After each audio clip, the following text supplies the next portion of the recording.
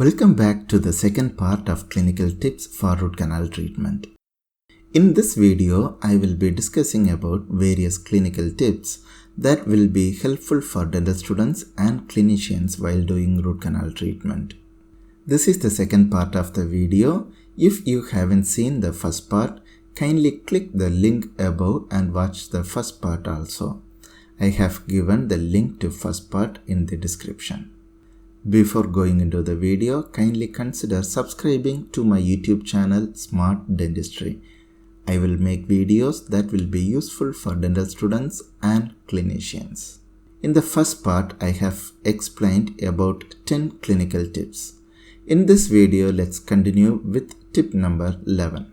One doubt that arises in the mind of every dentist, even in the mind of most experienced endodontist, is the question whether to give a closed dressing or to leave the access cavity open without any dressing after initiation of endodontic treatment, that is, after the first visit of endodontic treatment. Let's try to find a solution. Before moving into the clinical situations, let's know that in closed dressing, after access preparation or after any progressive steps in root canal treatment, the dentist decides to continue the treatment in the next appointment, probably after a week. So a cotton pellet is placed inside the access and the access cavity is closed with a temporary cement. This is called as closed dressing. But in case of open dressing, the access cavity is left open without any temporary cement sealing the access cavity. Here, I have depicted various clinical scenarios to find your opinion whether you will give an open dressing or closed dressing in each of these clinical situations. First one being the tooth indicated for root canal treatment is for intentional root canal treatment. The tooth is vital and pulp is healthy. You have prepared the access, you decide to continue the treatment in the next appointment. Will you give an open dressing or closed dressing? The second situation is irreversible pulpitis. Patient was having severe pain and pain was aggravated during sleep. Once you opened the access, there was excessive bleeding from the canal.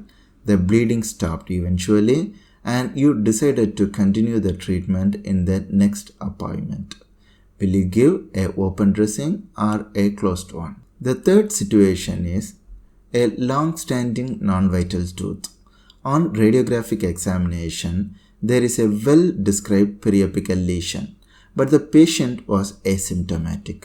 In this situation, after the initial visit, will you go for an open dressing or a closed dressing? In the fourth situation, the tooth was asymptomatic. After access preparation, there was no discharge of pus or blood from the access cavity or from the canals. On radiographic examination, there is no radiolucency which is evident. Will you go for a open dressing or a closed dressing?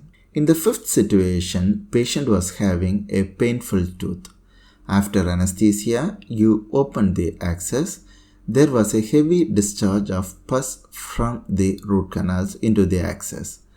There was no periapical radiolucency on radiographic examination. Will you go for an open dressing or a closed one? And in our last situation, patient was having pain. You opened the access. There was a moderate discharge of pus from the access. Clinically, there is a sinus tract and on radiographic examination, there is a periapical radiolucency.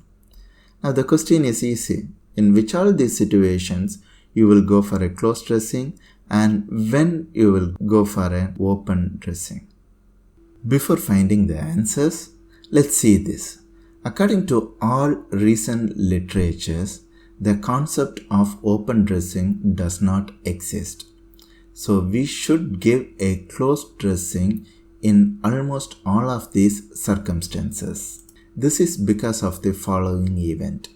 Whenever the pulp space is open to the oral environment, from the oral cavity, lot of infectious pathogens can enter inside and can lead to progression of the disease in the periapical region. the bacterial ecosystem will change. It becomes difficult to control the infection. Even at a later stage, you decide to give a close dressing. Basically, a pulpal disease can become an established periapical disease if we are giving a open dressing. Patient may find an immediate relief, but in long term, the success rate may be compromised. Also, there are chances that hard materials from the foot can enter and block one or more of the root canals. The chances for the tooth walls to fracture is also increased manifold. So now let's see back again our clinical situations. In which of the above condition we can give an open dressing? I would recommend maybe in situation 5, that is when there is no periapical lesion, no sinus tract, and the patient is having symptoms with excessive pus discharge from the axis. We may leave the axis open not more than for 24 hours. Next day, after thorough cleaning and shaping, the axis must be closed with an intracanal medicament. Open dressing must be avoided again. Must be avoided in all cases when we can find a pulp that is bleeding.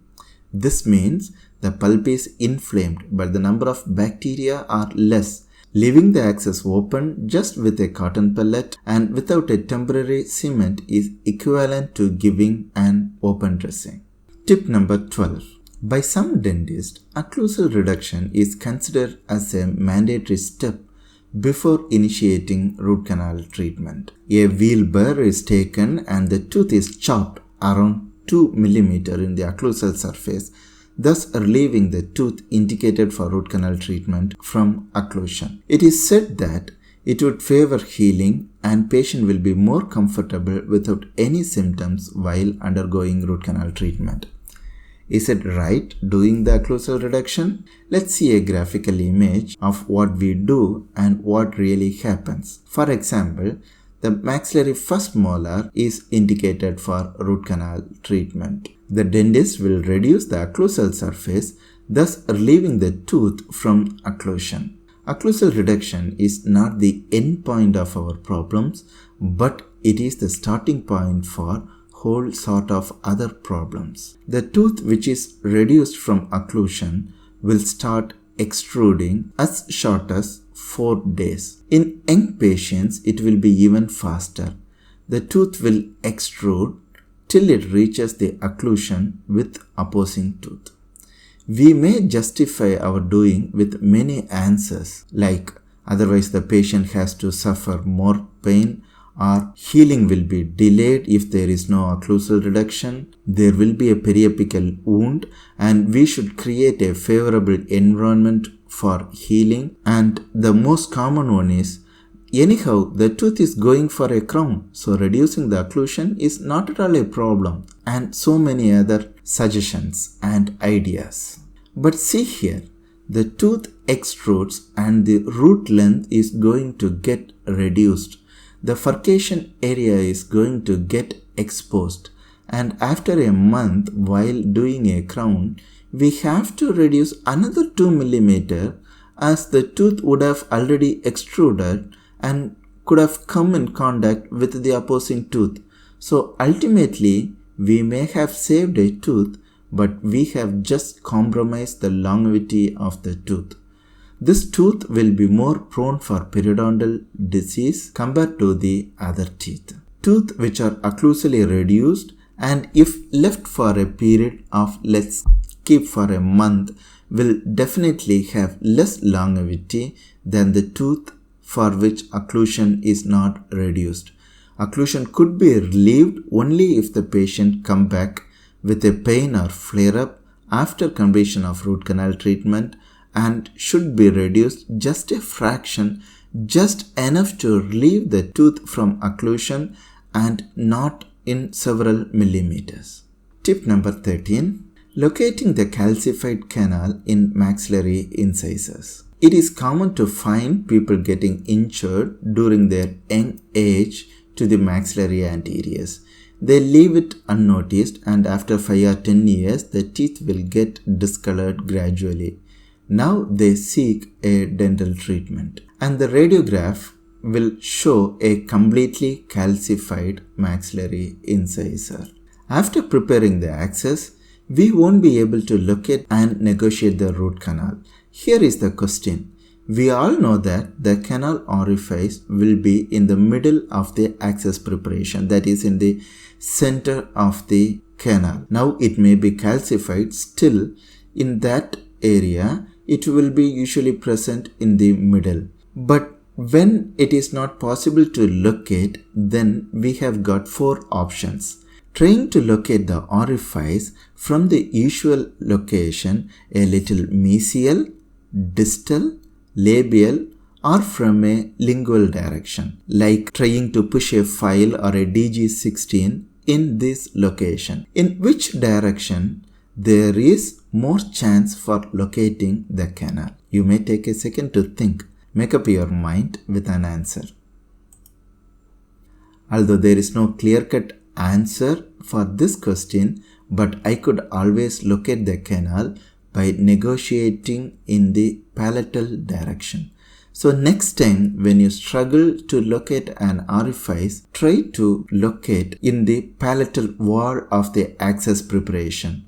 Mostly you will be able to negotiate the canal. If you cannot find or you cannot locate the canal close to the palatal aspect of the access, then the chances for locating and negotiating that canal will be extremely difficult or impossible. Tip number 14. Which file should be used to negotiate the canal immediately after access preparation? There are so many different sizes of files available. Among the files in the list, which file you will choose to negotiate the root canal? It is always said that 10 size K file is the ideal file for negotiating the root canal. But let me ask a doubt. In the above radiographs, you can see a wide canal in the first radiograph and a very narrow or a calcified canal in the second radiograph. Are we going to use the same 10 size file in both these situations? Definitely no. In case of larger and straighter canals, we can use bigger size files like 25 or 30 like in the first radiograph. Smaller size files are used to negotiate narrow canals like in molars and are in calcified canals. The file that we select for negotiating a narrow canal should possess 2 properties. It should be rigid and at the same time it should be reasonably flexible also. Among the files in the list, we can divide them into 2 categories. The rigid files on the left and the flexible files on the right. So the files intermediary between the 2 categories are 10 and 15 size files. In my practice, I always start with a 15 size K file, and if I find it difficult to negotiate and if the file is not going up to the apex, then I may consider using a size 10K file. In many situations, I find that 10 size K file is too flexible to negotiate root canals. If you want to find more details, just click on the link and watch one of my previous video on initial apical file selection. Tip number 15. Whenever we find it difficult to negotiate a root canal, we were tempted to use a material called EDTA. It is marketed as it will dissolve all calcifications and will help in rapid canal preparation. Can we use EDTA to negotiate a calcified canal? In many situations, the root canals can be curved, narrow, and also calcified. If we are trying to negotiate the canal with an instrument, we may not be able to negotiate the canal initially. So, we will be tempted to put more of EDTA, which will soften the calcification. But we have to understand that EDTA will not soften only the calcifications. It will also soften the nearby dentin. So if there is a curvature and if you are not able to negotiate the canal, and if you are applying EDTA, instead of softening the calcifications, the EDTA will soften the root canal dentin. And if you are trying to negotiate with some file and applying more and more pressure with the softened dentin, the file will penetrate through the root canal dentin and it will create a perforation. So at the end, we may be able to do a perforation instead of negotiating the canal if we are using EDTA for canal negotiation. So I would recommend that EDTA should be avoided while canal negotiation. But after negotiating the canal with a smaller instrument till the apex, then we may use EDTA to aid in a rapid canal preparation.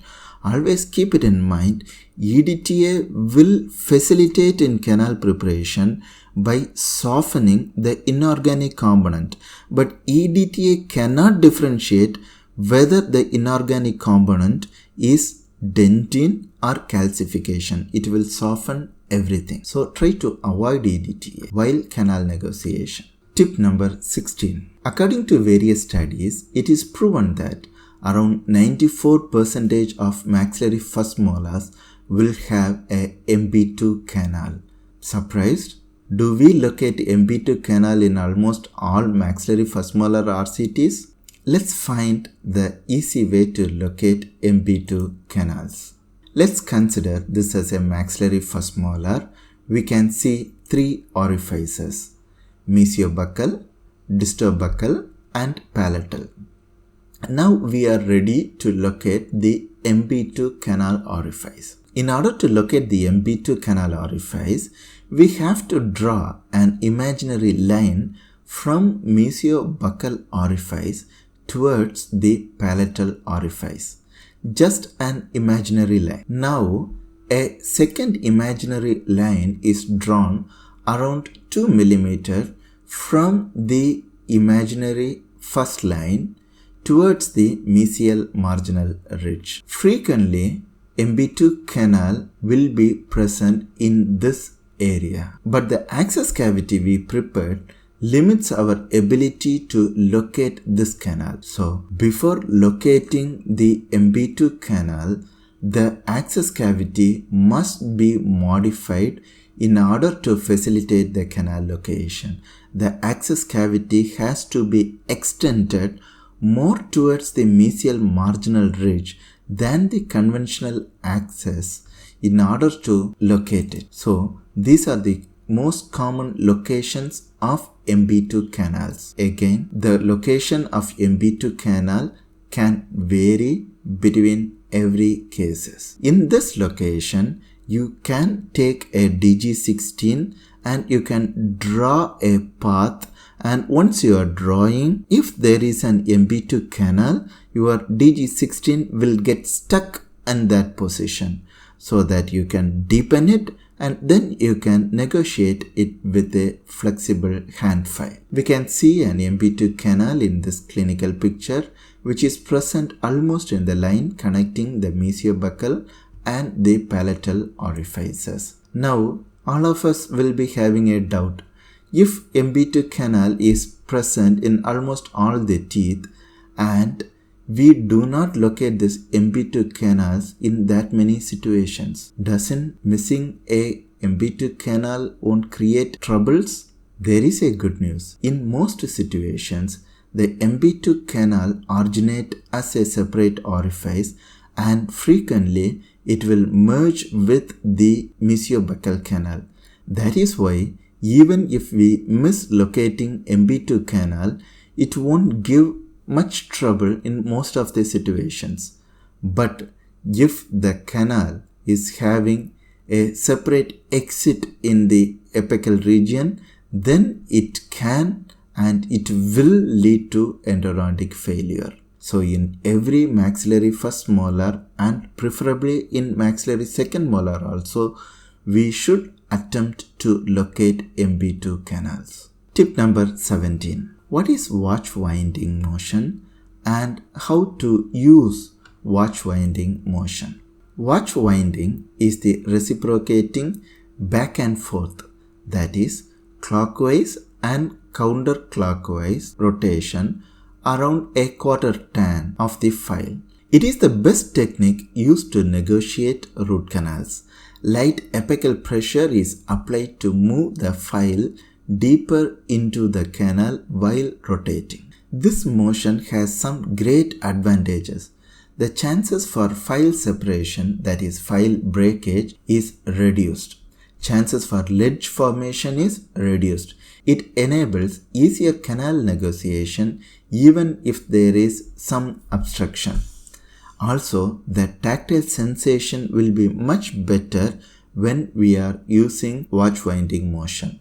So, while canal negotiation, watch winding motion must be used. This is a quarter turn of clockwise followed by a quarter turn of counterclockwise movement or a rotation while giving a mild apical pressure. Tip number 18. Why should we have to enlarge the canal orifice and how to do it? In this mandibular molar, the canals are having a moderate to severe curvature and the canals are quite calcified and narrow. We are attempting to negotiate the canal with a flexible 10 size K file. We could notice the extreme curvature of the file formed at the orifice region. If we continue to do canal enlargement, the file is going to fracture definitely. Any abrupt curvature in the canal makes the file to break easily. So what to do now? There comes the role of orifice enlargement. The dentinal obstruction which is present in the orifice is removed. After removal, now we can see a 10 size K file can be inserted into the canal, but now there is no abrupt curvature. So how to do this orifice enlargement and to remove the dentinal obstruction? We can use hand files like H files can be used for removing these obstructions easily. Alternatively, we can use Gates-Glidden drills of size 2 or 3 in order to remove this obstruction and to create a straight pathway. There are so many orifice shapers have been introduced and they are available in the market. These orifice shapers can be used to enlarge the orifice easily. If you are having an endomotor, then orifice shapers is the best choice. Most of the rotary systems come with an orifice shaper. Like for example, SX is an orifice shaper for a ProTaper rotary system. So from next time onwards, before doing cleaning and shaping, we must enlarge the orifice and create a straight line pathway so the chances for instrument separation are reduced greatly. Tip number 19. If there is one simple solution to prevent fracture of rotary files, then it is by creating a glide path. A glide path is a smooth pathway created by a smaller size file so that the bigger size files or the rotary files can follow the same path. In the picture, you can see an expert person is leading the path for an adventure. Others can easily follow the same path followed by the expert. Similarly, the root canal system won't be smooth and patent. It will have many calcifications, abrupt curvatures, and so on. If we are inserting a stiffer file in this situation, it will create a ledge and it will definitely lead to procedural errors. And if you are using a rotary file without a glide path, it will definitely break. So a small size file like a 10 or 15 size file is used to negotiate the canal to the full length and a smooth, gentle pathway is created. So next time if you are using a bigger size file or a rotary file, those instruments will follow the same pathway created by the smaller size file. No rotary instrumentation is permissible to do without a glide path created by hand files. We can use any flexible hand files to create a glide path. There are so many rotary files marketed to create a glide path, but from my point of view, I still prefer the hand files because they are very predictable in creating a wonderful glide path, and because of their less chances for failure compared to rotary files, I always prefer hand files. The last tip that we are going to see in this video is rather little big, but maybe the most important. All of us while doing root canal treatment will come across this doubt. Have I located all the root canals, or still some canals are there but I didn't locate it? Missed canals are the most common reason for endodontic failure in root canal treated teeth. Some canals in certain teeth are commonly missed. Let's see about those teeth with commonly missed canals and clinical techniques to locate those canals. At first, the most commonly overlooked and frequently missed canal is in the mandibular incisors. Around 40% of the mandibular incisors will have two canals. From a labial view, it always looks like there is only one canal. But if we see from a proximal aspect, then we can see that in many teeth there will be two canals. If we take an radiograph from the labial aspect, it will give an impression that there is only one canal. But a proximal view would dictate that we have missed a canal. The most common canal that is missed in a mandibular incisor is the lingual canal. This is because of inadequate access preparation. There will be a presence of dentinal shelf that hinders location of the lingual canal. If we are trying to locate this lingual canal, the file will always go inside the labial canal. So in order to facilitate locating the lingual canal, the access cavity must be altered as shown in this picture. And now locating the lingual canal will be easy. Next time when you are doing a mandibular incisor root canal treatment, try this technique, modify the access cavity like this, and you will definitely be able to locate the missed lingual canal. I can hear that. You are telling that it is impossible to take an proximal view of radiograph to check whether there is a single canal or two canals. Instead of taking the radiograph from the exact center, redirect the X-ray tube from a mesial or a distal direction. Now we will be able to see whether there is a single or two canal in the radiograph easily. Try once. You will find it easy and a reliable technique for locating the canals. Always keep in your mind that maxillary first premolar will always have two root canals, a buccal and a palatal one. Sometimes the root may be fused into a single one.